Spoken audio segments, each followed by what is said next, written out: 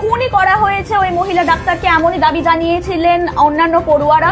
পরবর্তীকালে প্রমাণ মেলে যে খুন করা হয়েছে, তার আগে ধর্ষণও করা হয়েছে তাকে। এমন নৃশংস ঘটনায় এখনো পর্যন্ত একজন সন্দেহজনক ব্যক্তিকে গ্রেফতার করেছে লালবাজার পুলিশ। কাল সারা রাত আর্জি করেছিলেন লালবাজারের শীর্ষস্থানীয় কর্তারা। লালবাজারের তরফে যে এসআইটি গঠন করা হয়েছে তাতে ছিলেন হোমিসাইড শাখার সদস্যরা এবং মহিলা গ্রিভেন্স সেলের সদস্যরা। তারা সারা রাত আর্জি করে থেকে কালকে তদন্ত কাজ চালিয়েছেন।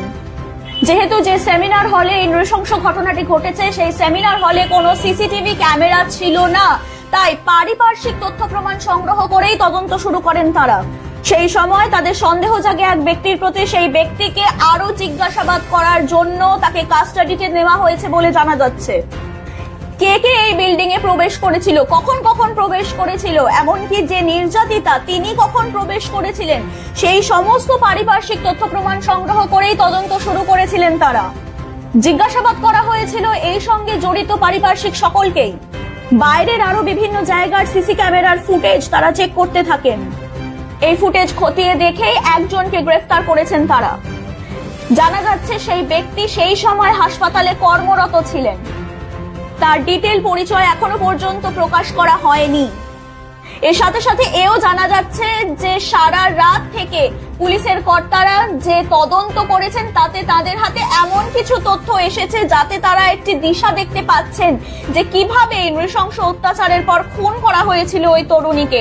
যদিও তাদের তরফে ডিটেইল কোনো বক্তব্য এখনো পর্যন্ত প্রকাশ করা হয়নি, তাও এইটুকু জানা যাচ্ছে যে তাদের হাতে এসেছে বেশ গুরুত্বপূর্ণ কিছু তথ্য।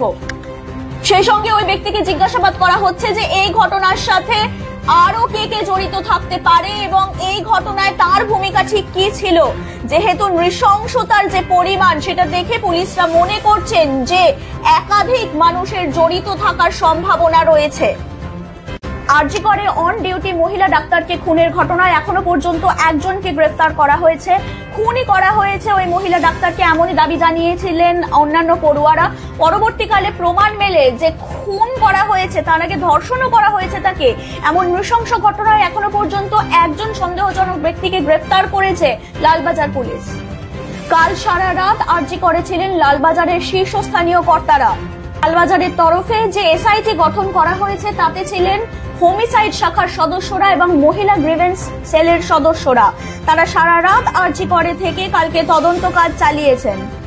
যেহেতু যে সেমিনার হলে এই নৃশংস ঘটনাটি ঘটেছে সেই সেমিনার হলে কোনো সিসিটিভি ক্যামেরা ছিল না, তাই পারিপার্শ্বিক তথ্য প্রমাণ সংগ্রহ করেই তদন্ত শুরু করেন তারা।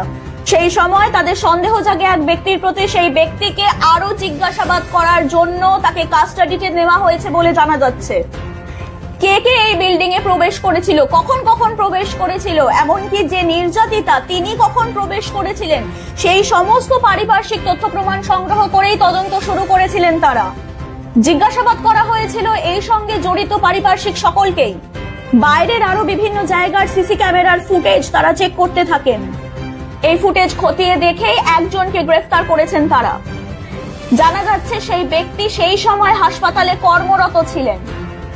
তার ডিটেইল পরিচয় এখনো পর্যন্ত প্রকাশ করা হয়নি। এর সাথে সাথে এও জানা যাচ্ছে যে সারা রাত থেকে পুলিশের কর্তারা যে তদন্ত করেছেন তাতে তাদের হাতে এমন কিছু তথ্য এসেছে যাতে তারা একটি দিশা দেখতে পাচ্ছেন যে কিভাবে এই নৃশংস অত্যাচারের পর খুন করা হয়েছিল ওই তরুণীকে। যদিও তাদের তরফে ডিটেইল কোনো বক্তব্য এখনো পর্যন্ত প্রকাশ করা হয়নি, তাও এইটুকু জানা যাচ্ছে যে তাদের হাতে এসেছে বেশ গুরুত্বপূর্ণ কিছু তথ্য। সেই সঙ্গে ওই ব্যক্তিকে জিজ্ঞাসাবাদ করা হচ্ছে যে এই ঘটনার সাথে আরো কে কে জড়িত থাকতে পারে এবং এই ঘটনায় তার ভূমিকা ঠিক কি ছিল।